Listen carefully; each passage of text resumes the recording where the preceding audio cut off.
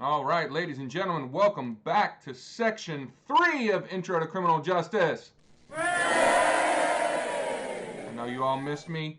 I hope you had fun in Sections 1 and 2, but now we're going to start Section 3, which means it's time for our funny picture of the day. Marco Polo.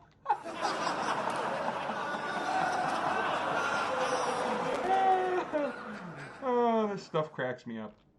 All right, so I want to start this section with, I've hinted at this in the last two sections, but really keep in mind the media, whether we're talking about Law and Order or CSI or the news, is just infotainment, right? They're trying to teach you about things, but they're usually doing it in probably the worst way possible.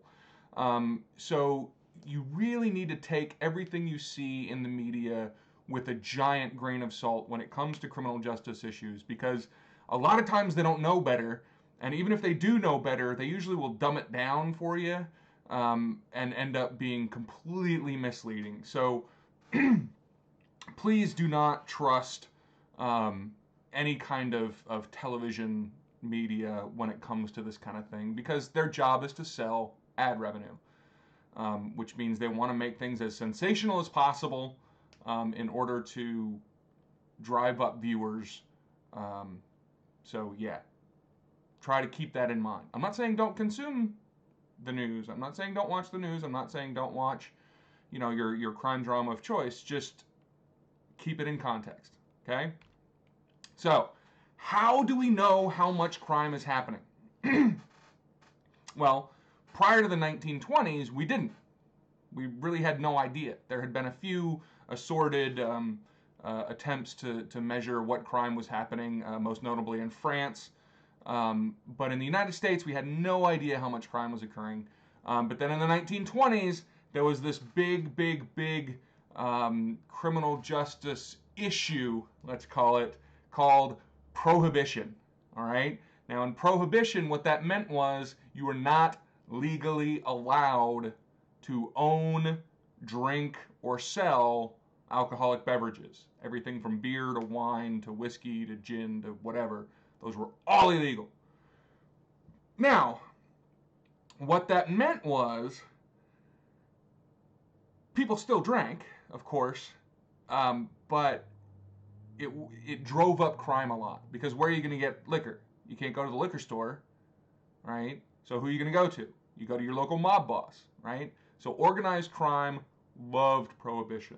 And every night on the news, which was, on the radio back then, but on the news they heard about all these different mob bosses and massacres. The St. Valentine's Day Massacre, I don't know if you guys have heard of that one, but there were all kinds of kind of famous, big name, big media attention paid to crime in the late 20s through the 30s. Another thing that was happening during this period was urban growth. Okay, so in the 19th century, the United States was primarily a rural country. People lived in the country, they farmed, they ranched, they grew things, it was very small towns, very rural areas. In the 20th century, with the start of the Industrial Revolution, we lost farming jobs, we lost ranching jobs, we lost, all those rural jobs started going away, and all the jobs started happening in the cities, in factories and docks, and, doing all kinds of labor in large, assembly line type jobs, not farming type jobs. So that meant that people were moving from the rural areas into the urban areas, and population density, not necessarily population, but population density is a very large predictor of crime. So as the cities got more and more and more dense, we got more and more crime in this period as well. So crime is shooting up, media attention to crime is shooting up, and so people started demanding to know how much crime is actually happening. What part of it is just the media sensationalism? What part of it is actual real, murders and all those things, robberies, and are those actually going up, or are we just paying more attention to them? So the FBI steps in. 1930, the FBI says, you know what? We're going to start keeping track of this. Okay? So they created what they called the Uniform Crime Report. Okay? The Uniform Crime Report started in 1930 and it's still going to this day, and it is one of the best measures of crime that we have. Does that mean it's perfect? No, there are lots of problems with the UCR, trust me. But it is still one of the best measures we have. So, originally it started with just 8 different crimes. I can't remember all 8. I'm not expecting you to remember all 8. You can Google it if you really want to. But it was like murder, rape, robbery, motor vehicle theft, arson. I can't remember the others. But it was those kind of major kind of felonies, the ones that everybody thought were important, and they started tracking them. Today, we're up to 27 different offenses, right? Those original 8 plus more. And they're split into kind of part 1 and part 2 categories, which is just kind of based on kind of seriousness, right? So part 1 are the more serious, part 2 are the slightly less serious, as defined by the FBI. Now, there are numerous drawbacks and problems with this system, okay? The first is what's called the hierarchy rule. Now, a lot of times, one criminal act will violate 2 different laws, right? So let's say I break into your house and kick your puppy and then shoot you in the head and kill you, right?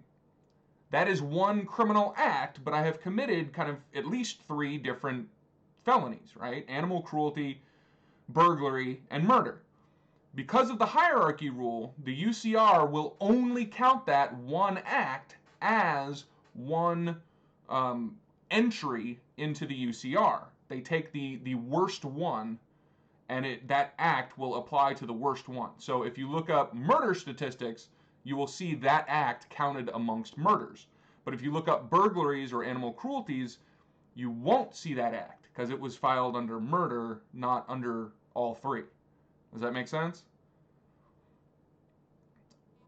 This actually dates back, this rule dates back to the days when they didn't have computers. They just had index cards.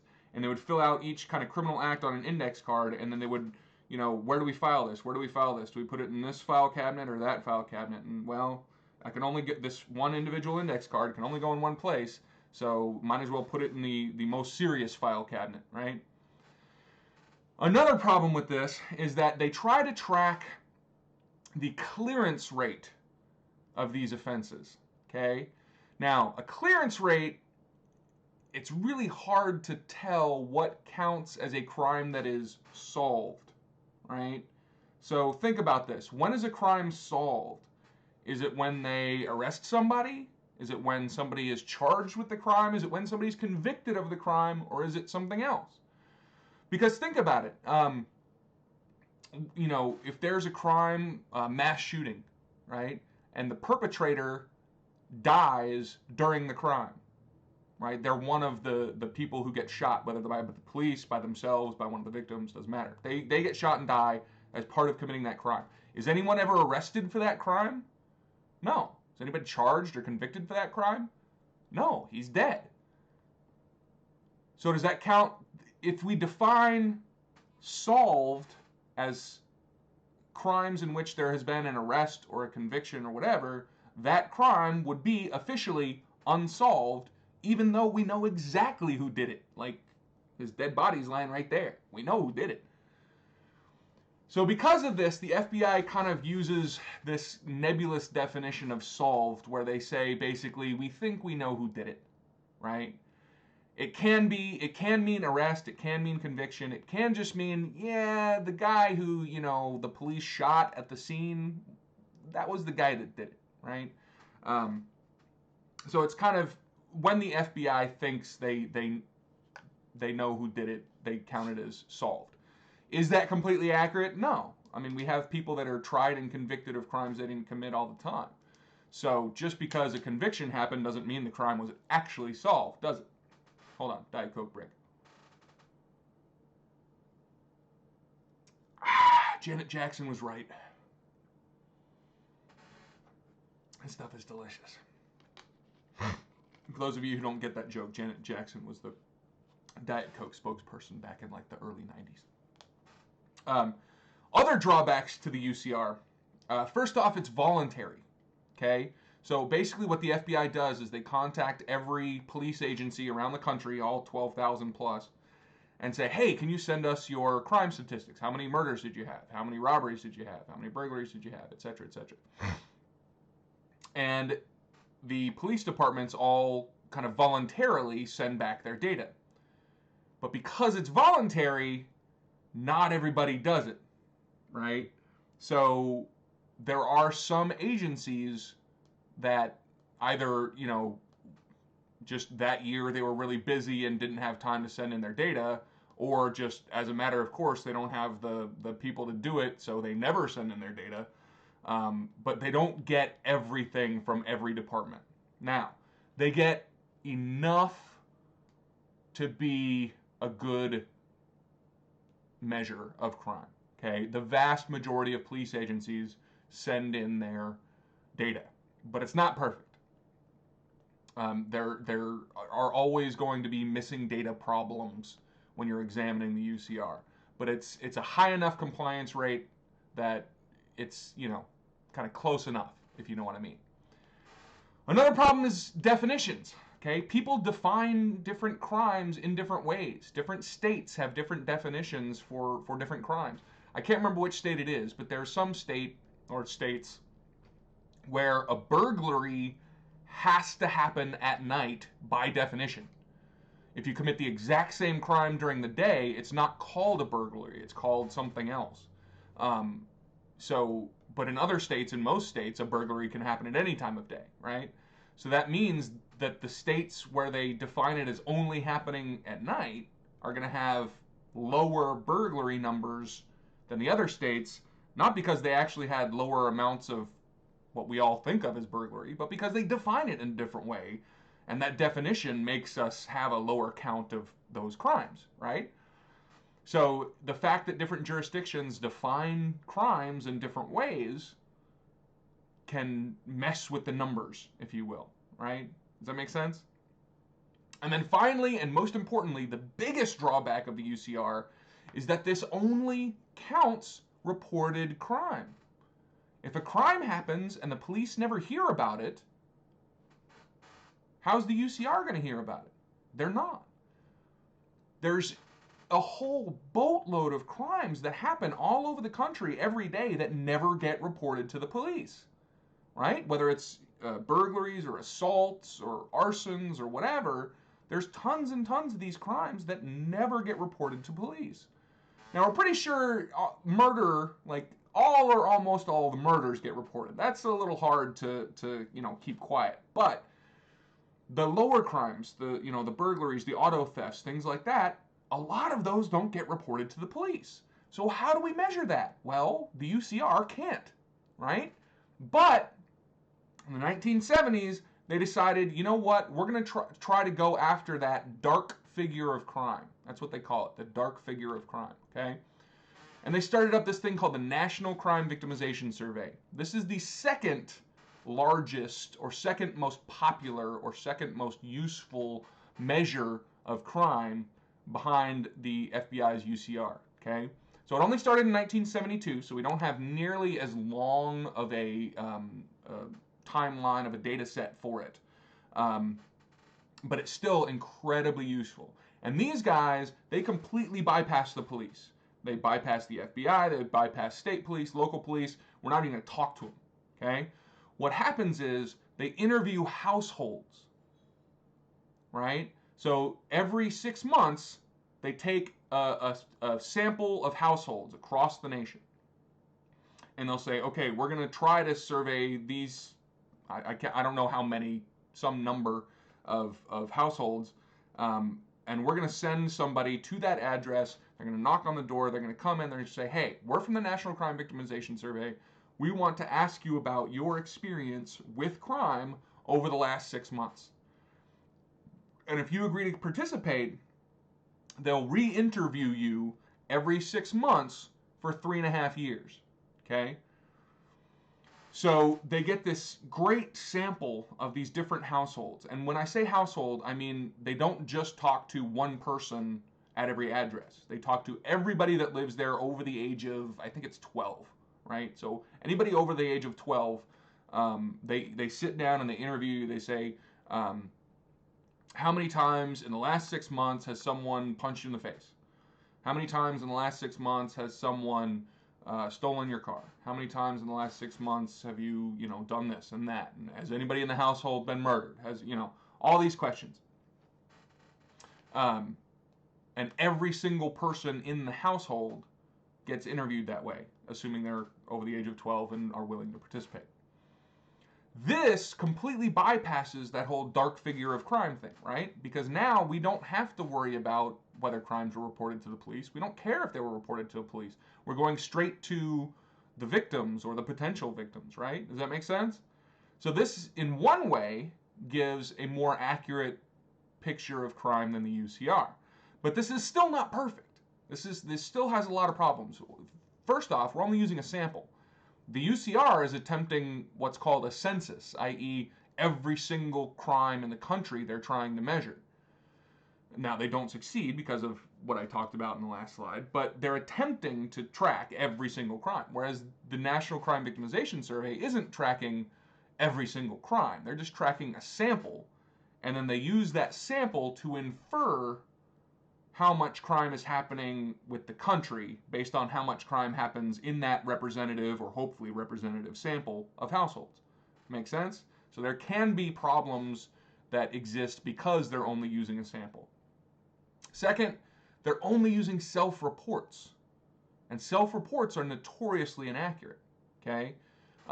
There's a thing called a recency bias, where things that happen more recently are going to seem like a bigger deal.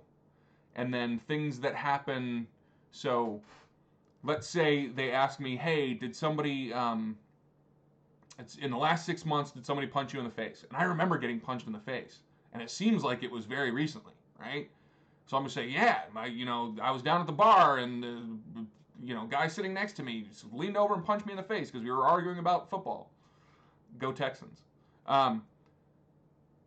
But in my memory, that seems like that just happened a month or two ago. But in reality, it happened 7 months ago, right? Human memory is really not that good. There's mountains and mountains and mountains of research in criminal justice and psychology and a few different areas that show that human memory is really terrible, right? You could look up the research on witness testimony in courts. I mean, it's just, human memory is terrible. So asking someone just, hey, did this happen to you in the last 6 months? They're probably going to remember wrongly or not remember at all, right? So there can be a problem there. The other problem is they're asking these households, they're like, hey, did your car get stolen in the last 6 months? And let's say absolutely his car got stolen 3 months ago, right? And he lives in Toledo, Ohio. So we're in this household asking this guy if his car got stolen in the last 6 months in Toledo, Ohio, and he says yes. So we put one tick mark towards, stolen car in Toledo, Ohio. Now what they didn't ask him was, where were you when your car got stolen? And he says, oh, actually I was on a trip to New York City when my car got stolen. So that car theft that should be counted towards New York City is being counted towards Toledo, Ohio, right? Does that make sense? So even this measure of crime is not perfect. It's got its own problems. It's hard to compare the numbers between the UCR and the NCVS, okay? There's, as we talked about, they have a much different way of measuring these numbers, so of course they're going to get different numbers, okay? The FBI is only going to get the numbers reported to police. The NCVS is going to get the numbers that happened in that sample. Neither one is going to be a perfect, accurate representation because they're asking different questions of different people. They also have different purposes, right? The UCR is about what crimes are the cops dealing with. And the NCVS is about what crimes are people victims of, right? And then they have different units of analysis, right? The UCR is looking at number of crimes, and the NCVS is looking at how many victims there are in a household, right? So they're just very different measures of crime. So of course they're going to give us slightly different numbers. But they do agree a lot on trends, right? So if the UCR says that assaults are going up, the NCVS probably says that assaults are going up too. They might differ slightly on the number or rate of increase, but they're both going to say basically there's a pretty big increase here or a pretty big decrease there. They're going to agree kind of in general. They might not agree in specific, okay? There are other systems besides these two. Those are the two biggest crime measurement systems, but there are others. For instance, there's a thing called NIBRS, which is also run by the FBI. It's similar to the UCR, but way, way, way more detailed and more complicated. And you can get a lot more great data out of NIBRS than you can about the UCR. The UCR gives you a very bare minimum amount of information about each crime, okay? NIBRS gives you tons of information about each crime, which for someone like me who studies crime is great. The more data, the more variables, bring it on. The problem is NIBRS is also voluntary, and it takes a lot more time and energy to record all that data compared to the UCR, so the compliance rate is much, much, much, much lower, okay? We're nowhere near the majority of the country that contributes to the UCR. NIBRS, it's fairly slim pickings for data, which is sad, because, you know, someone like me, I really want to see those numbers. But unfortunately, it's just, you know, it costs money to have someone sit there and input all that information about all those crimes, right? And most police departments are strapped for money as it is. So unfortunately, they aren't able to input all that stuff. There's also two groups, the Bureau of Justice Statistics and the National Criminal Justice Reference Service. They do a lot of kind of one-off surveys and data gathering and stuff, but they don't have anything really great and longitudinal and really far-reaching like the UCR, the NCVS does. But those guys will have, like, you know, if you're just looking at the crimes of one city in 1 year, you can find stuff like that there. One note, as a last note here, crime in schools, they are legally required to report. So you can actually get some pretty decent data on crime that happens in schools, everything from kindergartens all the way up to universities. They were having a problem back in the day where universities, there would be some crime committed on a university campus. Say a student gets raped. The university wants to keep that quiet, right? Because they don't want to scare away potential students. They don't want parents to take their kids out of school, right? So they would keep it quiet, and that was obviously had huge moral problems with, like, you know, somebody's sexually assaulted. Like, you need to deal with this, not cover it up. So the federal government passed a law that said that no, it is illegal to cover these things up. You have to report all the crimes that happen on your campus. So that data is freely available, which is good. I really like that universities aren't allowed to even attempt to cover that stuff up anymore. So anyway, I will be back next time with section 3.2, and we're going to talk a little bit about victimology. So see you next time.